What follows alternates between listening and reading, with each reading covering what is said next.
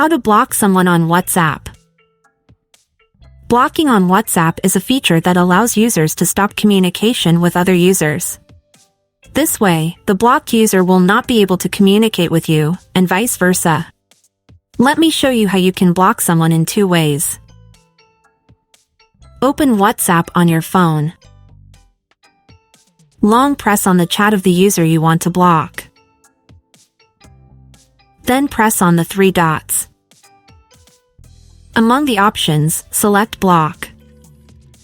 A window will open with a notification that blocked contacts cannot call or send messages. If you still want to block the contact, click on Block.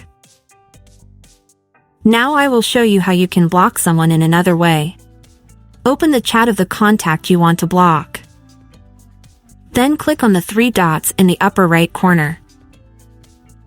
Press on More.